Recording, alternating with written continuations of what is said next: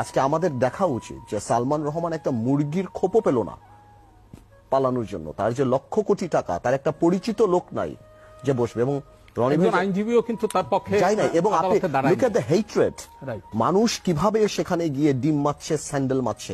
ওনার সন্তানরা এগুলি দেখছে না যে আমার এই কি লাভ, আমার এখন মেফেয়ারে বসে হাবানা চুরুট খেয়ে, যে আমার বাবার এই অবস্থা বা আমার মার এই অবস্থা, আমার চাচের অবস্থা, কোর্টে বমি করে দিয়েছে ভয়। হ্যাঁ এক্স্যাক্টলি।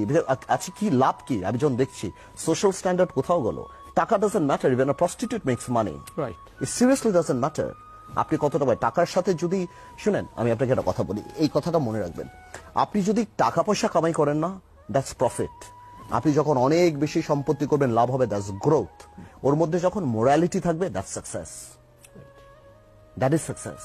সো আজকে সালমান রহমানদের কোটি কোটি হাজার হাজার লক্ষ কোটি টাকা, সালমান কেন, সালমান বলেন, এসালম বলেন, যাদের বলেন, এদের জন্য কি অপেক্ষা করছে? এই যে অসম্মানী অপেক্ষা করছে, যেটা রনি একদম ঠিক মতো বললো, যে এদের সন্তানরা ভবিষ্যতে কি মুখ দেখাবে, কার সাথে কথা বলবে। এটা তো আল্লাহ তো ওইটা আমি বললাম না যে ওনার মনে করেছিল যে অন্য কাউকে টাকা দিয়ে দেবে, কিন্তু আল্লাহর দরবারে তো টাকার কোনো দাম নাই, আল্লাহ নারাজ হয়েছে। আমি আজকে দেখছিলাম সালমান এক জায়গায় বলছে যে কোরআনে তেমন কোনো সমস্যা নাই। তার মানে আপনি, আমি জানি আপনি দেখেছেন নাকি ওনার একটা বক্তব্যে, আপনি চিন্তা করেন কোন লেভেল পর্যন্ত চলে গিয়েছেন, কাকে কার ভুল ধরা, কার সঠিক করা পর্যন্ত হাত চলে গিয়েছে। তো এই জিনিসগুলি থেকে আমাদের